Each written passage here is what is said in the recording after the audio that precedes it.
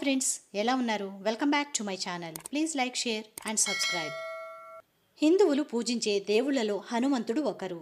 రామభక్త హనుమాన్ చిరంజీవి కనుక కలియుగంలో కూడా జీవించి ఉన్నారని, ఎక్కడ రామనామ స్మరణ జరుగుతుందో అక్కడకు ఆయన తప్పకుండా వస్తారని భక్తుల విశ్వాసం.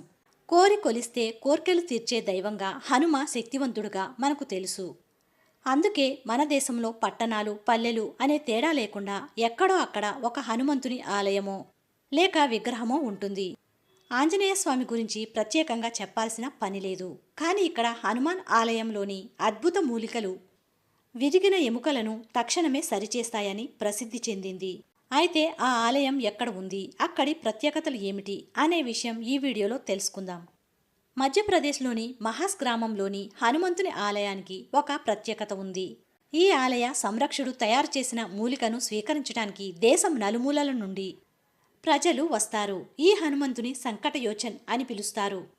ఇక్కడి అద్భుత మూలికలు పగుళ్లను, విరిగిన ఎముకలను త్వరగా నయం చేయగలవని ప్రచారం జరిగిన తరువాత ఈ ఆలయానికి భారీ సంఖ్యలో భక్తులు వస్తున్నారు. ఈ ఆలయంలో చాలామంది రోగులు సానుకూల ఫలితాలను చూసినప్పటికీ వైద్యులు మూలికల శాస్త్రీయ ప్రామాణికతను నిర్ధారించలేకపోయారు. మంగళ, శనివారాలు హనుమంతుని రోజులుగా నమ్ముతారు కాబట్టి ఆ రోజుల్లో భారీ రద్దీ ఉంటుంది. ఈ ఆలయంలో ఇచ్చే మూలికలను నమలడం ద్వారా విరిగిన ఎముకలు నయమవుతాయని నానుడి. అయితే వైద్యులు విరిగిన ఎముకలను కలపడానికి కట్టు కడతారు. కానీ అలా కట్టు కూడా అవసరం లేకుండా ఇక్కడికొచ్చి ఆ మూలికను తీసుకున్నాక వారి ఎముకలు జాయింట్ అయ్యాయని స్థానికులు చెప్తారు. ఆ తరువాత ఈ అద్భుతాన్ని చూసిన వైద్యులు కూడా ఆశ్చర్యపోయారట. మనుషుల ఎముకలు మాత్రమే కాదు, జంతువుల ఎముకలు కూడా ఇక్కడ మూలికలు తిన్న తర్వాత కలిసిపోయాయట. అంతేకాదు, రోగులు స్ట్రెచ్చర్ పైన, అంబులెన్స్లో విరిగిన ఎముకలతో ఆర్థోపెడిక్ డాక్టర్ అయిన హనుమంతుడు చేసే చికిత్స కోసం ఈ ఆలయానికి వస్తారు.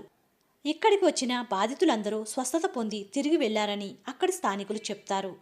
ఇక ఈ ఆలయ చరిత్ర విషయానికొస్తే, పాండా శర్మన్ పాటిల్ తండ్రి అడవిలో ఒక సన్యాసిని ప్రజలకు మంచి చేయమని కోరగా అతడు ఈ మూలికను ఇచ్చాడని, దానిని అతడు మొదట ఆవుకు విరిగిన ఎముకను నయం చేయడానికి ఈ మూలికను ఉపయోగించాడు. అది అతుక్కున్న తరువాత ఆయన హనుమంతుని ఆలయంలో మూలికను అందించటం ప్రారంభించాడు. ఇప్పుడు ఆయన కుమారుడు శర్మన్ ఈ సాంప్రదాయాన్ని కొనసాగిస్తున్నాడు. అలా మూలిక కోసం వచ్చే వారి సంఖ్య పెరిగింది. మూలికల వైద్యం శక్తిని సమర్థించే శాస్త్రీయ ఆధారాలు లేనప్పటికీ ముహన్స్లోని సంకట్మోచన్ ఆలయం వారి వారి వ్యాధుల నుండి ఉపశమనం కోరుకునే విశ్వాసాలను ఆకర్షిస్తూనే ఉంది. ఈ ఆలయంలో పాండా శర్మన్ బాధితులకు మూలికలను ఇస్తారు. మూలికను ఎలా ఇస్తారంటే, ఇక్కడికి వచ్చే భక్తులను మొదట రామనామాన్ని జపించమని అడుగుతారు. తరువాత కళ్ళు మూసుకోమని చెప్పి వారి నోటిలో కొంత మూలిక వేసి తినిపిస్తారు. ఈ మూలికను నమిలి తినాలి. తరువాత కొద్ది సమయం రామనామాన్ని జపించాలి. దాని తర్వాత రోగిని ఇంటికి పంపిస్తారు. ఇక్కడికి వచ్చి దేవుడిచ్చిన మందు తిన్నవారికి 100% ఉపశమనం లభిస్తుందని అంటారు. అందుకే ప్రతి మంగళ, శనివారాల్లో ఈ ఆలయంలో చాలా రష్గా ఉంటుందట. ఎముకలకు సంబంధించి ఇబ్బంది పడేవారు ఈ మూలికను తినడానికి గంటల తరబడి వేచి ఉంటారు. మరి ఇక్కడ జరిగే అద్భుతం ఇప్పటికే అర్థమై ఉంటుంది అనుకుంటున్నాను. వారు జపిస్తున్నది రామనామం. రామనామం చెయ్యలేనిది ఏదైనా ఉంటుందా చెప్పండి? అదే ఇక్కడి మిరాకిల్.